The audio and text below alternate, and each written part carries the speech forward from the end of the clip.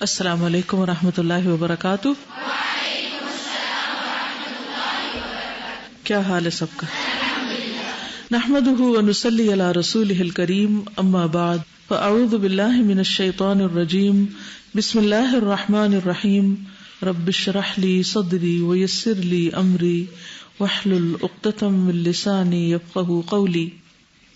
کل جو کچھ ہم نے پڑھا تھا اس کے بارے میں کیا یاد رہا آپ کو، وہ بتائیے۔ گڈ، یہ یاد رہا کہ عصر کے بعد نہیں سونا، اور یہ صرف کل کے لیے نہیں بلکہ ہمیشہ کے لیے یاد رہے۔ جی، آپ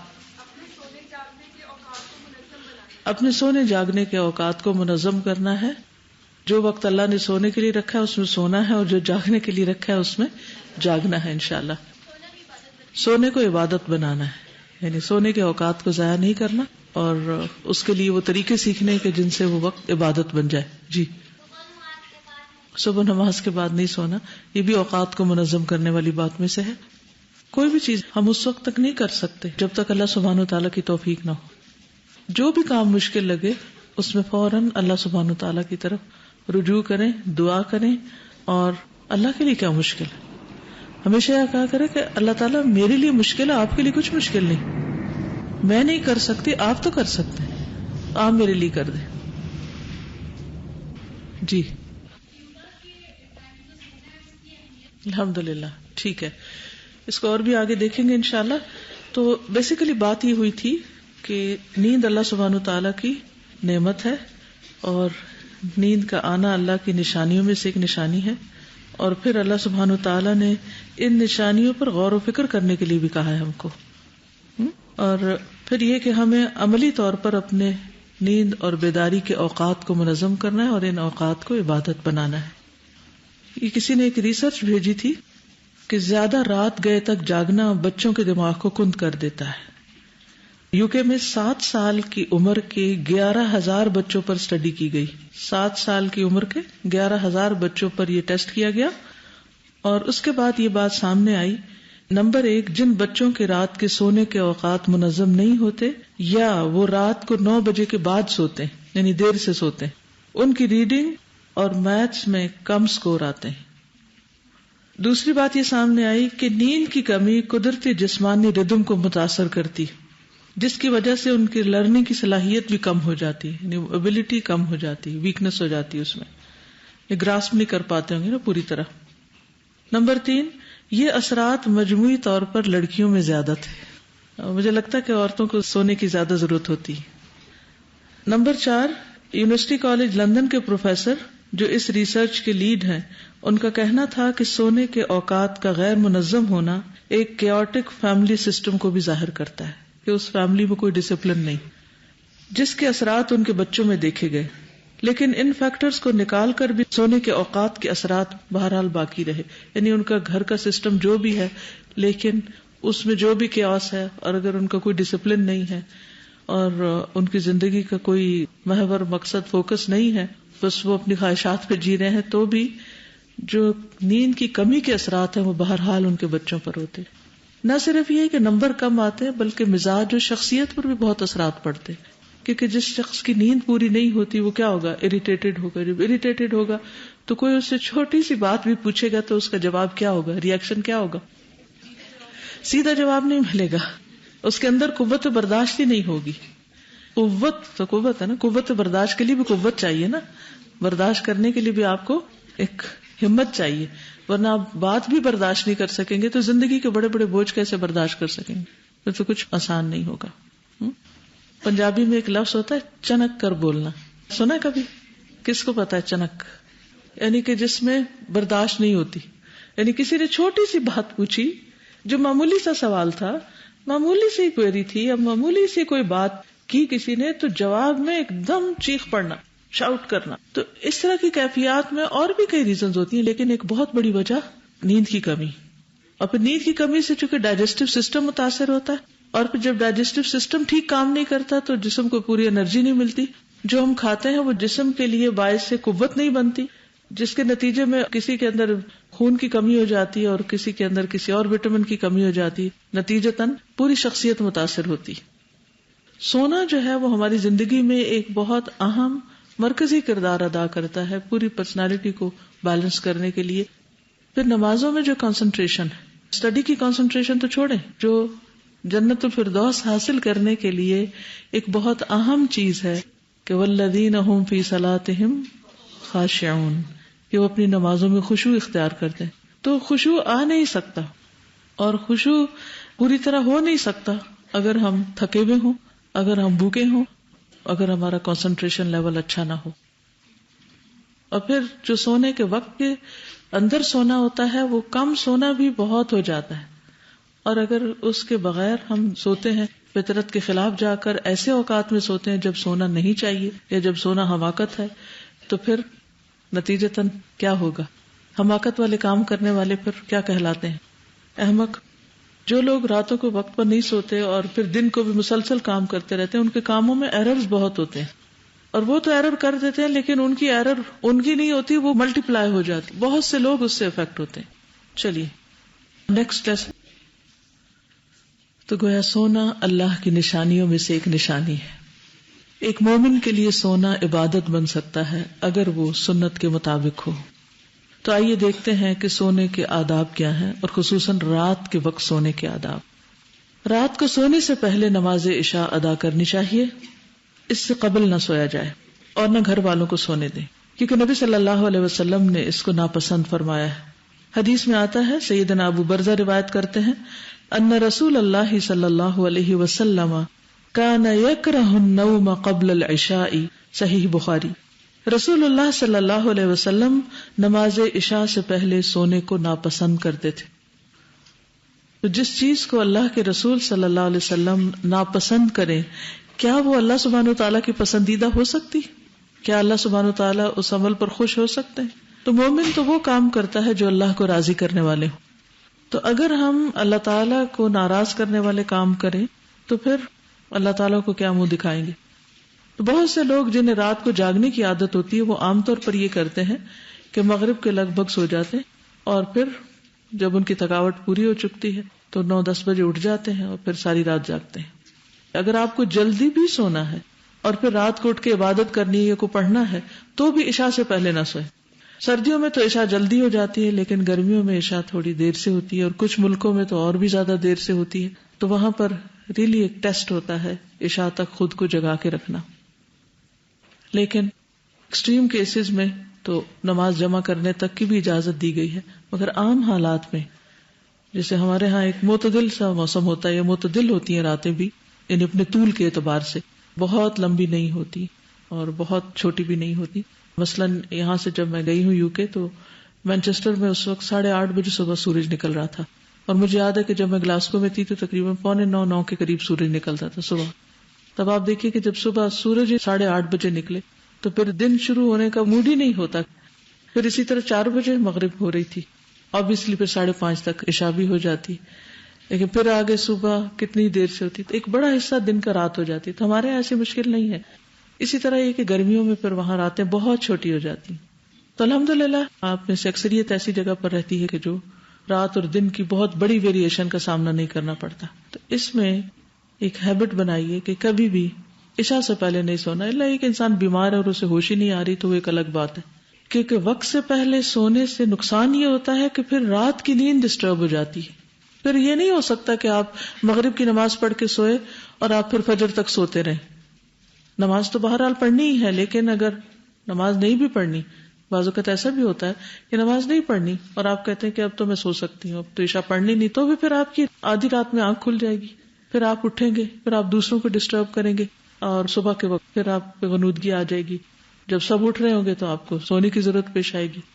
تو ایسے میں پھر وہی مسائل جنم لیں گے جن کا ہم نے کل ذکر کیا تھا، تعلقات کی خرابی اور اینٹی سوشل ہونا، اور طبیعت کے اندر ایک اریٹیشن کا پیدا ہو جانا، قوت برداشت کا کم ہونا وغیرہ وغیرہ.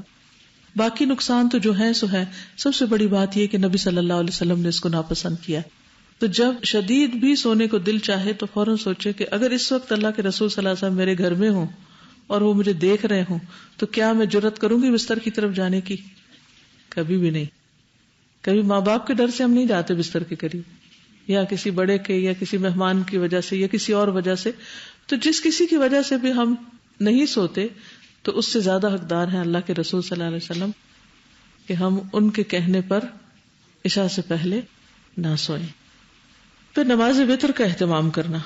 وتر رات کی آخری نماز ہے. تہجد کے لیے بیدار نہ ہونے کا اندیشہ ہو تو وتر پڑھ کر سوئیں. سیدنا جابر رضی اللہ عنہ سے روایت ہے کہ رسول اللہ صلی اللہ علیہ وسلم نے فرمایا من خاف اللہ یقوم من آخر اللیل فلیوتر اولہ. صحیح مسلم. جسے اندیشہ ہو کہ وہ رات کے آخری حصے میں نہیں اٹھ سکے گا تو وہ رات کے پہلے حصے میں ہی نماز وتر پڑھ لے. اب آپ سوچ رہے ہوں گے کہ ہم تو سونے کی بات کرنے جا رہے تھے تو یہ نمازوں کا ذکر کہاں سے آ گیا؟ عشاء کا ذکر، وتر کا ذکر، اس کا سونے سے کیا تعلق ہے؟ تو آپ بتائیں گے کیا تعلق ہے سونے سے؟ اگر ہم سونے کو عبادت بنانا چاہتے ہیں تو عشاء کی نماز پڑھے بغیر سونا عبادت پھر کیسے ہوگا؟ اور رات کا آغاز ہی ہم نبی صلی اللہ علیہ وسلم کے حکم کی خلاف ورزی سے کر لیں تو پھر عبادت کہاں سے ہوگی؟ یعنی جو شخص نماز عشاء پڑھے بغیر سو جائے یا وتر پڑھے بغیر سو جائے اور صبح اٹھنے کی نیت بھی نہ ہو، صرف فرض پڑھ کے سو جائے، تو کیا اس کی رات کی نیند عبادت بن سکتی ہے؟ نہیں. ٹھیک ہے. تو کسی بھی کام کے کرنے سے پہلے اس سے جو فرائض ہیں یا واجبات ہیں یا سنتیں ہیں یا مستحب امور ہیں ان سب کو کرنا ضروری ہے. ٹھیک ہے. پھر ہے جلد جاگنے کے لیے جلد سونا. صبح جلد جاگنے کے لیے نماز عشاء کے بعد سونے میں تاخیر نہ کریں اور غیر ضروری باتوں سے پرہیز کریں. عشاء کی نماز کے بعد ذکر الہی، علمی گفتگو، دینی مذاکرہ یا گھر والوں سے ضروری بات کے لیے جاگا جا سکتا ہے. ایسا نہیں ہے کہ بالکل جاگنا منع ہے یا اگر کوئی جاگ رہا ہے تو غلط کر رہا ہے یا کوئی حرام کام کا مرتکب ہو رہا ہے. ایسا نہیں ہے. اس میں اصل چیز کیا ہے کہ مفید کام ہو جو بھی کوئی کر رہا ہو. کیونکہ خاص طور پر اگر عشاء جلدی ہو رہی اور مرد حضرات جیسے انہیں جماعت سے نماز پڑھنی تو وہ اگر 7 بجے نماز پڑھ کے گھر آ گئے اور سورج صبح 7 بجے نکل رہا ہے تو وہ 7 بجے بیڈ میں شاید نہ جا سکیں. اب انہیں اگر 10 بجے سونا ہے فار ایگزامپل تو 7 سے 10 کا ٹائم ٹیلی ویژن کے آگے نہیں گزاریں یا بازاروں میں گھوم پھر کے نہیں، اللہ کہ کوئی شدید ضرورت ہو. اس وقت کیا کریں؟ کوئی بھی مفید کام کریں. جیسے مثلا اسٹوڈنٹس ہیں، طالب علم ہیں، اپنی اسٹڈیز کریں. اسی طرح اگر باقی افراد ہیں تو ان کو بھی اس وقت میں اپنی فیملی کے ساتھ بیٹھ کر کچھ علمی مذاکرہ کرنا چاہیے. علمی مذاکرے میں دینی تعلیم بھی ہو سکتی ہے یا اس کے علاوہ بھی کچھ پڑھائی ہو سکتی ہے، بچوں کے ہوم ورک وغیرہ ہیں یا کوئی بھی مفید کام کیا جا سکتا ہے. سیدنا ابو برزہ کہتے ہیں ان رسول اللہ صلی اللہ علیہ وسلم کان یکرہ النوم قبل العشاء والحدیث بعدها. رسول اللہ صلی اللہ علیہ وسلم نماز عشاء سے پہلے سونا اور نماز کے بعد باتیں کرنا ناپسند فرماتے تھے. یعنی بعض لوگوں کی عادت ہوتی ہے کہ جب ہر چیز سے فارغ ہو گئے تو ادھر ٹیلی ویژن چل رہا ہے، ادھر سارے لوگ کٹھے بیٹھ گئے اور پھر باتیں گپ ادھر ادھر کی اور بس لیزی بیٹھے ہیں، کوئی خاص مقصد نہیں، ایسے ہی 2-3 گھنٹے صرف ادھر ادھر کی چیزوں میں گزار دیے جس میں کوئی پروڈکٹیو کام نہیں کیا. تو اس سے بچنا چاہیے کیونکہ مومن کی زندگی بہت قیمتی ہے، ایک ہی دفعہ ملی اور یہ سارا وقت کمائی کا ہے. ہم جاب پر ہیں، اس سارے وقت میں جو بھی کریں گے اس کے اوپر ہمیں اجرت ملنے والی، اجر ملنے والا ہے. اگر ہم نے اپنی جاب میں کوئی کمی کوتاہی کی، کیا ہے جاب، کیا ہے ویسے بائی دا وے؟ اللہ کی عبادت، اللہ کی عبادت کے لیے پیدا کیے گئے ہیں. جنت الفردوس میں جانے والے والذین هم عن اللغو معرضون، وہ لغو باتوں سے پرہیز کرنے والے ہوتے ہیں. اور لغو کیا ہوتا ہے؟ جس کام میں دین یا دنیا کا کوئی فائدہ نہ ہو، بالکل بیکار کی باتیں، بے مقصد باتیں، لوگوں پہ تبصرے، ادھر ادھر کی باتیں یا کوئی سنی سنائی باتیں آگے کرنا یا دن بھر جو بھی کوئی کام کیے انہی کاموں کو پھر بیٹھ کے دہرانا، شو آف کرنا، میں نے یہ کیا، میں نے وہ کیا، صرف دل کی تسلی کے لیے ایک دوسرے کو اپنی قصے کہانیاں سناتے رہنا. تو ان چیزوں سے پرہیز کرنا چاہیے. قدرتی بات ہے کہ انسان صبح کے وقت ایکٹیو ہوتا ہے، بہت کچھ کر لیتا ہے، شام تک اس کی بیٹری لو ہو جاتی ہے، پھر اس سے کوئی بہت پروڈکٹیو کام نہیں ہوتے. تو بھی اس وقت کو منظم کرنے کے لیے کچھ ایسے کام سوچ رکھیں کہ جن میں بہت دماغ نہیں لڑانا پڑتا، جن میں صرف یہ کہ آپ بس ایک روٹین میں کام کر لیں. کچھ چیزوں کو اگر آرگنائز کرنا ہے یا اگر آپ کچن میں کوئی کام ہے یا صفائی کا کام ہے، میں عام طور پر اس وقت میں کپڑے دھوتی تھی، جب میں خود واشنگ کرتی تھی تو اس وقت میں کپڑے دھوتی تھی. اس کے دو فائدے ہوتے تھے. ایک تو یہ کہ کپڑے دھونے کے لیے کوئی بہت آپ کو دماغ خرچ نہیں کرنا پڑا. دوسرا یہ کہ انسان اگر تھوڑا سا لیزی بھی ہو رہا ہے تو پانی میں ہاتھ ڈالنے سے اس کی سستی دور ہو جاتی. تیسرا یہ کہ انسان خوب تھک جاتا ہے، اور جب تھک جاتا ہے تو پھر نیند بہت اچھی آتی. یعنی کبھی صبح پرائم ٹائم میں کپڑے نہیں دھوئے، کیونکہ اگر صبح صبح دھو لیں تو پھر کیا ہوتا ہے، تھک جاتے ہیں. اور جب آپ تھک جاتے ہیں تو پھر دل چاہتا ہے اب لیٹ جائیں، اور جو کام کرنے کا وقت ہے تو اس میں آپ پھر سستی کے مارے اپنے آپ کو ضائع کر رہے ہیں. تو اس لیے ٹائم مینجمنٹ جو ہے یہ بہت ضروری ہے. اور کیا کیا جا سکتا ہے؟ مثلاً 7 سے 10 کے ٹائم پر کیا کیا جا سکتا ہے؟ 7 بجے تک تو آپ کھانے وانے سے بھی فارغ ہو گئے، ہر چیز سے. اب کچھ ٹائم اور ہے تو کیا مصروفیات ہو سکتی ہیں؟ جی، اپنا روم ٹائڈی کر سکتے ہیں، صفائی کر سکتے ہیں تاکہ صبح صبح صفائی نہ کرنی پڑے. اچھی بات شیئر کر سکتے ہیں، آپس میں اکٹھے بیٹھ سکتے ہیں، علمی مذاکرہ کر سکتے ہیں، کوئی چیز اکٹھے سیکھ سکتے ہیں، کوئی ہنر سکھا سکتے ہیں. جی، نیٹنگ، استری، ریڈنگ. اکیلے ریڈنگ کریں گے تو جلدی نیند آ جائے گی. اگر آپ اپنے گھر والوں کے ساتھ مل کے کچھ کریں، یعنی ایک پڑھ رہا ہے دوسرا سن رہا ہے، تو اس میں پھر یہ کہ نیند کم آتی ہے. اور کیا ہو سکتا ہے؟ Very good. ایسے وقت میں کیلی گرافی کرتی ہیں، رائٹنگ کا کام. یہ آپ اسٹیچنگ کرتی ہیں، ویری گڈ. اور یہ صرف میں آئیڈیاز اس لیے لے رہی ہوں تاکہ آپ لوگ بھی کچھ اس وقت کو صرف ٹائم پاس کرنے میں نہیں کہ اچھا کب سونے کا ٹائم ہو تو میں سوؤں. اور انہوں نے جو صورتیں حفظ کی ہیں یہ اپنے بچوں کو اس وقت اکٹھا کر کے ان کے ساتھ ان کو صورتیں حفظ کروا رہی ہیں. اصول ڈائری بناتی ہے اس وقت. اور لوگ اپنا کچھ شیئر کریں اس وقت کیا کرتے ہیں؟ جی، یعنی کہ صبح کی تیاری آپ اس وقت میں کر کے پھر صبح کا وقت بچا کے اس وقت کو زیادہ بہتر کام میں پھر استعمال کر سکتے ہیں. ٹھیک ہے، فون پر بات کر سکتے بالکل، اور لوگوں کی سن سکتے ہیں. تجوید کا لیسن کر سکتے ہیں. تجوید کا لیسن سے اگر ارلی مارننگ کیا جائے تو جلدی تجوید آئے گی آپ کو، کیونکہ ہم نے دیکھا کہ گانے والے بھی ریاض کب کرتے ہیں. تو ہر شخص کا اپنا اپنا ایک طریقہ ہو سکتا ہے، لیکن یہ یاد رکھیے کہ ہر کام عبادت بن سکتا ہے اگر آپ کی نیت درست ہو، طریقہ درست ہو، اور آپ اس کو مناسب وقت کے اندر کر رہے ہوں. ٹھیک ہے، لیکن یہاں پر جو سیکھنے کی بات ہے وہ یہ کہ جلد جاگنے کے لیے جلد سونا ضروری ہے. اگر آپ چاہتے ہیں کہ صبح اٹھ سکیں تو پھر آپ کو اسی اعتبار سے اپنی نیند جتنی بھی آپ گھنٹے لیتے ہیں اس کو پورا کرنے کے لیے اتنے بجے تک سو جانا چاہیے. اور پھر اگر آپ ایک وقت مقرر کر لیں گے اس کا فائدہ یہ ہوگا کہ اس وقت پر آپ کی باڈی خود بخود، یعنی باڈی کلاک بتانے لگے گی کہ سونے کا وقت ہو گیا اور آپ سونے کے لیے تیار ہونے لگیں گے. یعنی جسم بھی سونے کے لیے تیار ہو جائے گا. ورنہ خاص طور پر جن لوگوں کو انسومنیا کی شکایت ہوتی، یعنی ان کو نیند جلدی نہیں آتی، اگر ان کے اوقات مقرر نہیں ہوتے تو پھر وہ مشکل میں آ جاتے ہیں. سونے جاگنے میں اعتدال اختیار کرنا. سونے جاگنے میں اعتدال اختیار کرنا ضروری ہے تاکہ عبادت بھی اچھی طرح ہو سکے اور جسم کو آرام بھی مل سکے. ساری رات جاگنا یا رات کو دیر تک جاگتے رہنا دین و دنیا دونوں کے لیے نقصان دہ ہے.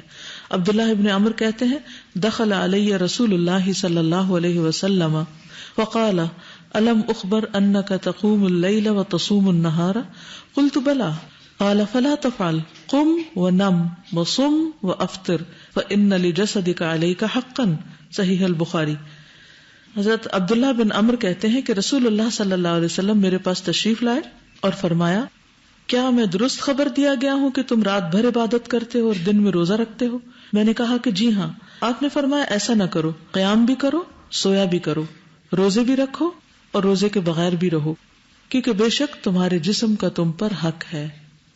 یعنی ساری رات جاگنا عبادت نہیں ہے، نبی صلی اللہ علیہ وسلم کی سنت میں سے نہیں ہے. آپ سے یہ ثابت نہیں کہ کبھی آپ ساری رات جاگے ہوں. نبی صلی اللہ علیہ وسلم نے سلمان فارسی اور ابو درداء میں بھائی چارہ کرایا. ایک مرتبہ سلمان ابو درداء رضی اللہ تعالیٰ عنہما سے ملاقات کے لیے گئے. جب رات ہوئی تو ابو درداء عبادت کے لیے اٹھے. سلمان نے کہا ابھی سو جاؤ. تھوڑی دیر کے بعد ابو درداء پھر عبادت کے لیے اٹھے تو سلمان نے کہا ابھی سو جاؤ. پھر جب رات کا آخری حصہ ہوا تو سلمان نے کہا اب اٹھ جاؤ. چنانچہ دونوں نے نماز پڑھی. اس کے بعد سلمان نے کہا تمہارے رب کا تم پر حق ہے، تمہارے نفس کا تم پر حق ہے، تمہاری بیوی کا تم پر حق ہے، تو ہر حق والے کو اس کا حق دو. پھر وہ نبی کریم صلی اللہ علیہ وسلم کی خدمت میں حاضر ہوئے اور اس بات کا تذکرہ کیا تو نبی صلی اللہ علیہ وسلم نے فرمایا کہ سلمان نے سچ کہا. ایک لسٹ بنائیے جس میں آپ اس بات کو نوٹ کیجیے کہ آپ پر کس کس کا حق ہے. اگر آپ کے والدین آپ کے ساتھ ہیں تو ظاہر ہے ان کا حق ہے، اگر وہ نہیں ہے تو پھر اس طرح حق نہیں ہوگا. اسی طرح اگر آپ کے بچے آپ کے ساتھ ہیں تو ان کا آپ پر حق ہے، اور اگر اب بچے بڑے ہو چکے ہیں یا بچے نہیں ہیں تو ان کا حق نہیں ہے. اسی طرح اور آپ کی کیا ایسی مصروفیات ہیں یا آپ کا انٹریکشن کن لوگوں کے ساتھ ہے تو کس کس کا آپ پر حق ہے. مثلا اگر آپ ایک ٹیچر ہیں تو آپ کے طالب علموں کا آپ پر حق ہے کہ آپ ان کو پڑھانے کے لیے، سکھانے کے لیے، ان کے کاموں کے لیے اپنے آپ کو پریپیئر کریں. اور وہ کام صرف کلاس روم کی حد تک نہیں ہوتا، یہ صرف اسکول میں نہیں ہوتا، بلکہ اسے گھر جا کر بھی آپ کو کرنا پڑتا ہے. تو اس اعتبار سے آپ اپنے اوقات کو منظم کرتے ہیں. اگر آپ کے بچے بہت چھوٹے ہیں، چھوٹے چھوٹے بچوں کی امی ہیں آپ، تو اس صورت میں آپ کی ذمہ داریاں مختلف ہیں، ان کا آپ پر حق ہے. تو وہ کون کون لوگ ہیں آپ کے چاروں طرف کہ جن کا آپ پر حق ہے، اور ان کا حق ادا کرنے کے لیے آپ نے کون سے اوقات مقرر کر رکھے ہیں. یہ بہت ضروری، کیونکہ اگر آپ اوقات مقرر کر لیں گے تو اس سے آپ کے اوپر پریشر نہیں آئے گا، آپ سٹریس میں نہیں آئیں گے، کیونکہ آپ کو یہ معلوم ہوگا کہ کس کا کس وقت حق ہے. ورنہ تو انسان ہر وقت ہر ایک کا حق ادا کرتا رہے تو بھی مشکل ہے، یہ پاسبل نہیں ہوتا. مثلاً اگر آپ سمجھتے ہیں کہ آپ کے بچے چھوٹے ہیں اور ان کا آپ پر حق ہے تو ٹھیک ہے، ان کو عمر کے اعتبار سے زیادہ توجہ کی ضرورت ہوتی، لیکن ان کو بچپن سے ہی تھوڑا سا انڈیپینڈنٹ کریں کہ وہ اپنے کام کچھ خود کر سکیں، یا پھر وہ خود سیلف اسٹڈی کر سکیں، انڈیپینڈنٹلی ہوم ورک کر سکیں، یا انڈیپینڈنٹلی ریڈنگ کر سکیں، یا خود اپنے کاموں کو اپنے طور پر کر لیں. اس کے لیے سکھانے میں کچھ مشکل تو ہوتی، لیکن ایک دفعہ اگر آپ سکھا دیں اور ان کو طریقہ بتا دیں تو پھر وہ خود بھی کرنے کو انجوائے کرتے ہیں، بلکہ بعض اوقات آپ کی انٹرفیئرنس پر ان کو اچھی نہیں لگتی. تو ہمیشہ یہ کوشش کریں کہ کوئی آپ پر ڈپینڈنٹ نہ ہو. آپ دوسروں کے کام ضرور آئیں لیکن مجبوری نہ بن جائے. اس لیے کاموں کو احسن طریقے سے ڈیلیگیٹ کرنا سیکھیں. اگر آپ یکسوئی سے اللہ تعالیٰ کی عبادت کرنا چاہتے ہیں یا اپنی زندگی میں آپ کی اپنی صلاحیت کے مطابق آپ کو کچھ کام کرنے ہیں، اپنی صلاحیتوں کو بہتر طور پر استعمال کرنا ہے، تو اس صورت میں بہت ضروری ہے کہ آپ لوگوں کو اپنے اوپر ڈپینڈ نہ کرنے دیں، ورنہ آپ اپنے لیے کچھ نہیں کر سکیں گے. کچھ چیزیں نفس پہ بڑی بھاری ہوتی ہیں لیکن ان میں بھی ڈسپلن کرنا پڑتا ہے کیونکہ وہ انہی کے فائدے میں ہوتی. جیسے ایک دودھ چھڑانے کا مرحلہ بڑا مشکل ہوتا ہے، لیکن کیوں چھڑانے کے لیے کہا گیا؟ یعنی کسی اور ریلیجن میں یہ نہیں، لیکن اسلام میں ایک لائن کھینچ دی، لیکن اس سے آگے نہیں، بس خلاص. اور جنہوں نے اپنے گھروں میں یا جو خود مائیں ہیں انہوں نے دیکھا ہوگا کہ وہ مرحلہ ماں کے لیے بھی اور بچے کے لیے بھی ایک بڑا ہی مشکل مرحلہ ہوتا ہے، اور اس میں بچہ بھی رو رہا ہوتا ہے اور بعض اوقات ماں بھی رو رہی ہوتی ہے، لیکن دونوں کو ہی برداشت کرنا پڑتا ہے اور اس میں دونوں ہی کی بھلائی ہوتی ہے. کیونکہ اگر بچہ اس حد سے زیادہ دودھ پیتا چلا جائے تو پھر کیا ہوتا ہے، وہ دوسری غذا نہیں لے سکے گا، اور ماں کے لیے فزیکلی بھی ٹھیک نہیں ہے کہ وہ ایک وقت سے زیادہ کیلشیم ٹرانسفر کرتی رہے دوسرے کو. کچھ چیزیں مشکل ضرور ہوتی ہیں لیکن امپاسبل نہیں ہوتی. جی اصل میں یہ سارے امتحان ہوتے ہیں ہمارے لیے، اور محبتوں کے امتحان سب سے مشکل ہوتے ہیں کیونکہ ہمارا اپنا دل بھی نہیں چاہ رہا ہوتا کہ چھوٹے. جی یہ بات سمجھ آئی، یعنی دوسروں کو اپنے اوپر ایک حد سے زیادہ ڈیپینڈ نہ کرنے دیں. ٹھیک ہے، جیسے اس روز یہ بتا رہی تھی کہ بعض اوقات یہ دوسروں کی کاؤنسلنگ کرتے ہیں تو لوگ پھر ایموشنلی ان کے اوپر ڈیپینڈ کرنے لگتے ہیں. تو اس میں پھر یہ ہوتا ہے کہ دوسرا شخص جو ہوتا ہے وہ کبھی انڈیپینڈنٹلی خود اپنی لائف کے بارے میں ڈیسائیڈ نہیں کر سکتا، اور الٹیمیٹلی آپ پر سب سے بڑی رسپانسبلٹی خود اپنی ہے. یعنی ہم دوسروں کے بھی رسپانسبل ہیں لیکن ہم اس سے زیادہ خود اپنے بھی رسپانسبل ہیں کہ ہمیں اپنے فرائض بھی پورے کرنے ہیں. ہمیں اللہ نے جو صلاحیتیں دی ہیں ان کو بھی استعمال کرنا ہے. ہمیں دوسروں کو امپاور کرنا ہے. جس سے بھی ہم محبت کرتے ہیں، جس کو بھی ہم چاہتے ہیں یا اس کی خیر چاہتے ہیں یا اس کو گرو کرتے دیکھنا چاہتے ہیں تو اس کو امپاور کریں.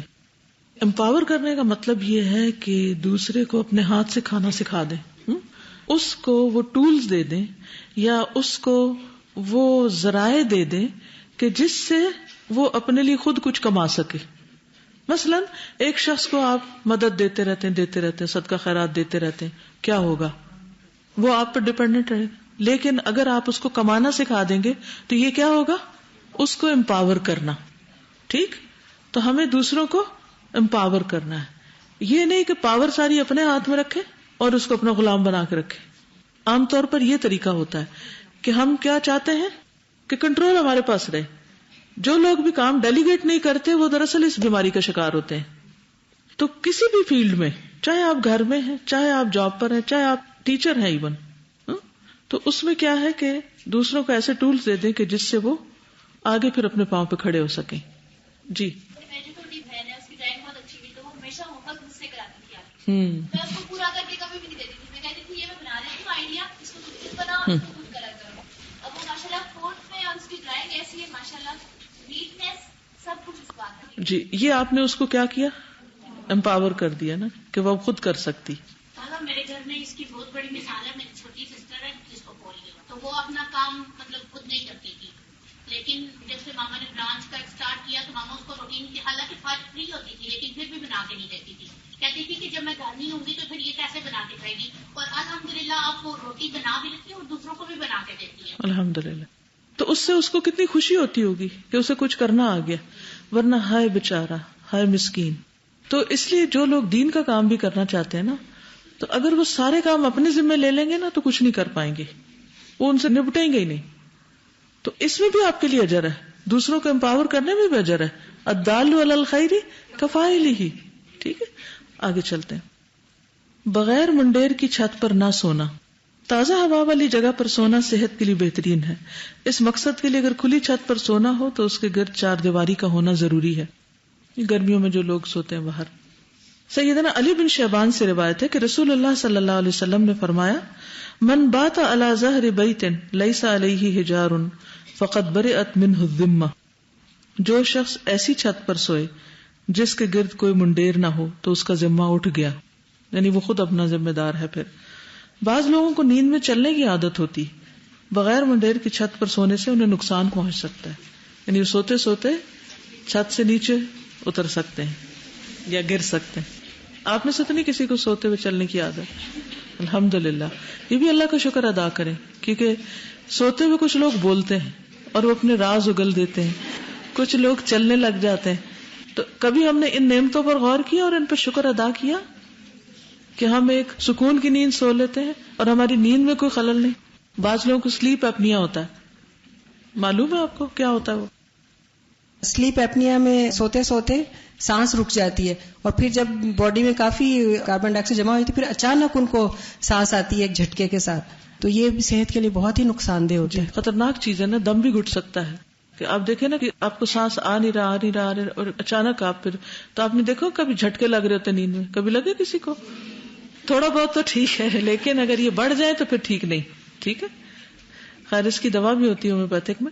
لیکن میرا کہنے کا مطلب اور اس مثال کے دینے کا مقصد یہاں پر یہ ہے، جو لوگ ان ساری مشکلات کے بغیر سو جاتے ہیں ان پر اللہ سبحانہ وتعالیٰ کا کتنا بڑا کرم ہے اور کس قدر شکر ادا کرنے کی ضرورت ہے. پھر سوتے ہوئے بسم اللہ پڑھ کر دروازے بند کریں. سونے سے قبل گھر کے دروازے بند کرتے وقت بسم اللہ پڑھیں. سیدنا جابر بن عبداللہ فرماتے ہیں کہ رسول اللہ صلی اللہ علیہ وسلم نے فرمایا، اغلق الابواب واذکروا اسم اللہ فإن الشیطان لا یفتح بابا مغلقا. دروازوں کو بند کر لیا کرو اور اللہ کا نام لے لیا کرو، کیونکہ شیطان بند دروازے نہیں کھول سکتا. ویسے بھی اللہ کا نام لینا کسی بھی کام سے پہلے اس کام کو بابرکت کر دیتا ہے. اس کی دلیل کیا ہے؟ یہ جو میں نے بات کہی ہے کہ کسی بھی کام سے پہلے اللہ کا نام لینا اس کام میں برکت ڈال دیتا ہے. شاباش. تبارک اسم ربک ذو الجلال والاکرام. اللہ سبحانہ و تعالیٰ کا نام بابرکت ہے، اور اللہ کا نام جہاں بھی لیں گے، جس چیز پر بھی لیں گے، اس میں سے خیر ہی خیر نکلے گی. تو اب کمرے کا دروازہ بند کرنا ہو یا گھر کا کرنا ہو، جب بھی آپ دروازہ بند کریں تو بسم اللہ پڑھ لیں. آگ بجھا دینا. سونے سے پہلے گیس اور بجلی کے آلات احتیاط سے بند کر دیں. سیدنا سالم اپنے والد سے روایت کرتے ہیں کہ رسول اللہ صلی اللہ علیہ وسلم نے فرمایا، لا تترکوا النار فی بیوتکم حین تنامون. جس وقت تم سو رہے ہوتے ہو تو اپنے گھروں میں آگ کو جلتا ہوا نہ چھوڑو، خصوصاً جو لکڑیوں وغیرہ کی آگ ہوتی ہے. اور دوسری بھی. سیدنا ابو موسیٰ اشعری نے بیان کیا کہ مدینہ منورہ میں ایک گھر رات کے وقت جل گیا. رسول اللہ صلی اللہ علیہ وسلم کو اس کے متعلق بتایا گیا تو آپ نے فرمایا ان هذه النار انما هي عدو لكم فاذا نمتم فاطفئوها عنكم. بے شک یہ آگ تمہاری دشمن ہے، اس لیے جب تم سونے لگو تو اسے بجھا دیا کرو. سیدنا جابر سے روایت ہے رسول اللہ صلی اللہ علیہ وسلم نے فرمایا اطفئوا المصابیح عند الرقاد فإن الفویسقۃ ربما اشترت الفتیلۃ فأحرقت اہل البیت. صحیح البخاری. رات کے وقت چراغ بجھا دیا کرو کیونکہ کبھی کبھی چوہیا چراغ کی بتی لے جاتی ہے اور گھر والوں کو جلا دیتی ہے. پہلے زمانے میں تیل میں چراغ کی بتیاں ہوتی تھی نا، تو وہ تیل شاید پیتی تھی تو وہ اس کے اندر سے اس دھاگے کو نکال کے لے بھاگتی تھی. اب وہ اگر جلتا ہوا دھاگا ہو تو کیا ہوگا، جس جگہ سے بھی گزرے گی وہاں پر آگ لگ جائے گی، تو اس لیے خاص طور پر منع کیا گیا. ابن عباس سے روایت ہے کہ ایک بار ایک چوہیا چراغ کی بتی گھسیٹتی ہوئی لے آئی اور رسول اللہ صلی اللہ علیہ وسلم کے سامنے چٹائی پر ڈال دی جس پر آپ تشریف فرما تھے، اور ایک درہم کے برابر جگہ بھی جل گئی. تو آپ نے فرمایا اذا نمتم فاطفئوا سرجکم فان الشیطان یدل مثل هذه على هذا فتحرقکم. جب تم سونے لگو تو اپنے چراغ بجھا دیا کرو، بلا شبہ شیطان اس جیسی مخلوق کو اس قسم کا کام سجھا دیتا ہے اور تمہارے گھروں میں آگ لگا دیتا ہے. یعنی شیطان صرف انسانوں کے پیچھے نہیں ہے، وہ جانوروں کے پیچھے بھی ہے، اور خاص طور پر ان جانوروں کے پیچھے جو انسان کو نقصان دے. دشمن جو ہے، دشمن تو ہر وار کرے گا، ہر طریقے سے کرے گا، کبھی خود سامنے آ کے کرے گا، کبھی کسی اور سے وار کروائے گا. آج کل کے دور میں مثلاً کیا ہو سکتا ہے، کیا بند کرنا چاہیے؟ Heaters, gas heaters. کیونکہ گیس چلی گئی اور ہیٹر بجھ گیا اور دوبارہ آئی اور ہیٹر جلا نہیں تو کیا ہوگا؟ کتنی آپ نے ایکسیڈنٹس ایسے سنے ہوں گے کہ جس میں ڈیتھس ہو گئی لوگوں کی. اور کیا بند کر دینا چاہیے رات؟ الیکٹرک ہیٹرز بھی. وہ کیوں؟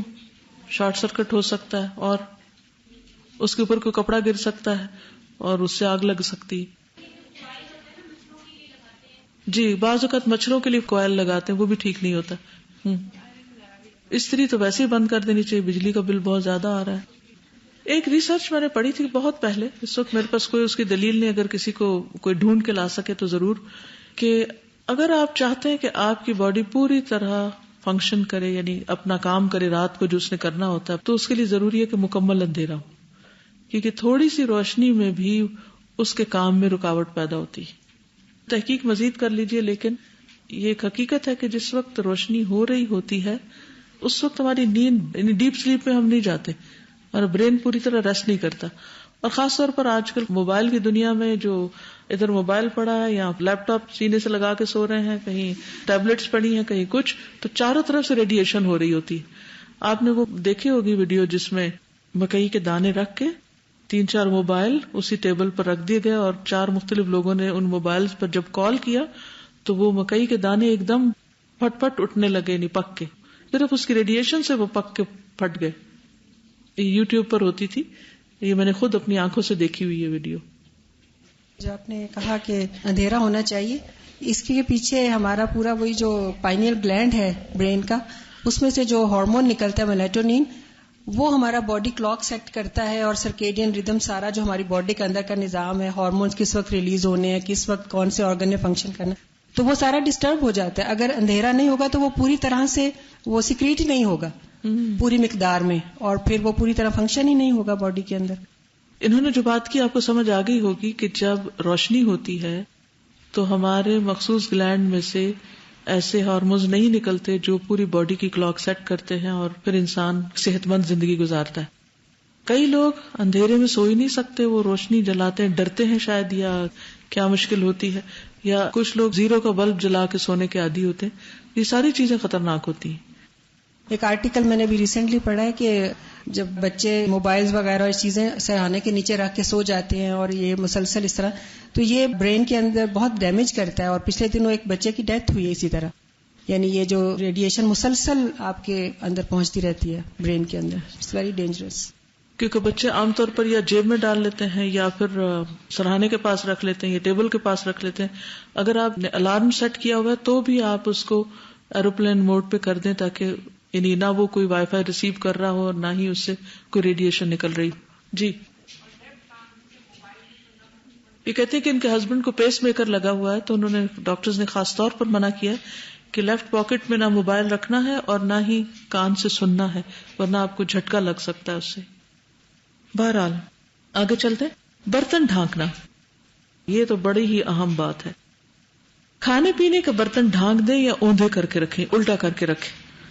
سیدنا جابر سے روایت ہے کہ نبی اکرم صلی اللہ علیہ وسلم نے فرمایا غط الاناء واوق السقاء واغلق الباب واطفئ السراج فإن الشيطان لا يحل سقاء ولا يفتح بابا ولا يكشف اناء فإن لم يجد احدكم الا ان يعرض على انائه عودا ويذكر اسم الله فليفعل.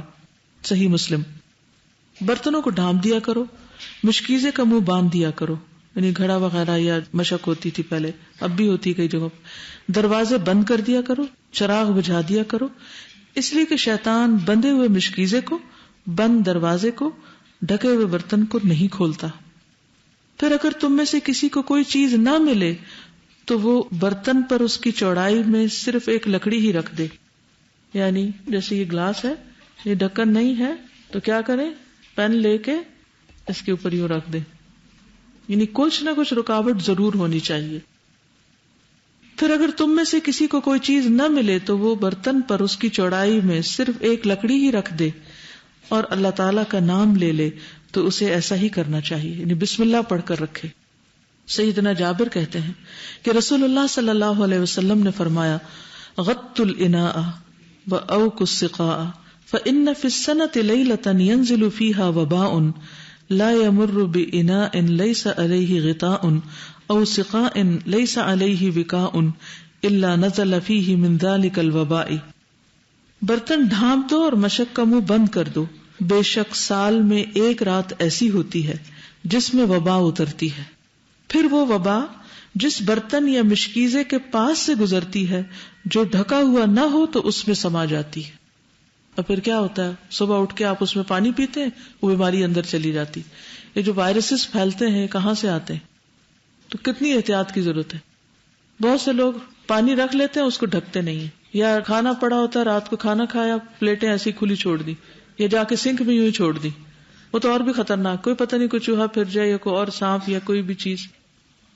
لوگوں کی اکثریت کو میں نے دیکھا ہے کہ انہیں اس بات کا نہیں پتا، اس وبا کا اور اس مصیبت کے نازل ہونے کا.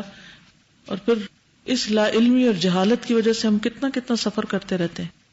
یہ تعلیمات عام طور پر گھرانوں میں نہیں ہے، یعنی ہمارے دین کا نقصان تو ہے ہی ہے، دنیا کا بھی نقصان ہے. تو یاد رہے گی یہ بات انشاءاللہ. وضو کا پانی اور مسواک تیار کر کے سونے سے قبل جائزہ لے لیں کہ صبح وضو اور طہارت کے لیے ٹینکی میں کافی پانی موجود ہے. سیدنا سعد بن ہشام سے روایت ہے کہ سیدہ عائشہ نے رسول اللہ صلی اللہ علیہ وسلم کے وطر کے متعلق بیان کرتے ہوئے فرمایا کہ کننا نعد لہ سواکہ و طہورہ، ہم آپ کے لیے مسواک اور وضو کا پانی تیار کر کے رکھ دیتے تھے تاکہ صبح دیر نہ ہو. ابھی جو بات ہو رہی تھی نا کہ رات کے اوقات میں کیا کام کرے، تو یہ کہ صبح کی تیاری کر کے رکھے، یہی سنت سے ثابت. ورنہ اگر صبح مسواک ڈھونڈنے میں لگ گئے، پانی بھرنے میں لگ گئے، تو جو نماز کا اول وقت ہوگا وہ چلا جائے گا یا تہجد کا وقت ختم ہو جائے گا. ایون اگر آپ کو صبح اگر شاور لینا ہے تو کپڑے آپ کے پہلے سے ہی تیار ہوں، صبح نہ ڈھونڈنا شروع کریں. سیدنا ابن عمر سے مروی ہے نبی صلی اللہ علیہ وسلم کے پاس سوتے وقت بھی مسواک ہوتی تھی، اور جب آپ بیدار ہوتے تو سب سے پہلے مسواک کرتے تھے. باوضو سونا، بستر پر جانے سے پہلے وضو کر لیں. رسول اللہ صلی اللہ علیہ وسلم نے سیدنا براء ابن عازب کو نصیحت کی، اذا اتیت مضجعک فتودع وضوءک للصلاۃ. صحیح البخاری. جب تم اپنے بستر پر جانے لگو تو اسی طرح وضو کر لیا کرو جس طرح تم نماز کے لیے وضو کرتے ہو. سیدنا ابن عمر سے روایت ہے کہ رسول اللہ صلی اللہ علیہ وسلم نے فرمایا، من بات طاہرا بات فی شعارہ ملک لا یستيقظ ساعة من اللیل الا قال الملک اللہم اغفر لعبدک فلان فانہ بات طاہرا. جو شخص رات کو باوضو سوتا ہے اس کے بستر میں فرشتہ رات گزارتا ہے. کتنے مزے کی بات. جب وہ رات کی کسی گھڑی میں بیدار ہوتا ہے تو فرشتہ کہتا ہے، اے اللہ اپنے فلاں بندے کو معاف کر دے کیونکہ وہ باوضو سویا ہے. اذان کا جواب دیتے جائیں اور دعائیں مانگتے جائیں اور صفیں تیار کر لیں نماز کے لیے. سبحانک اللہم و بحمدک اشہد ان لا الہ الا انت استغفرک و اتوب الیک. السلام علیکم و رحمۃ اللہ وبرکاتہ.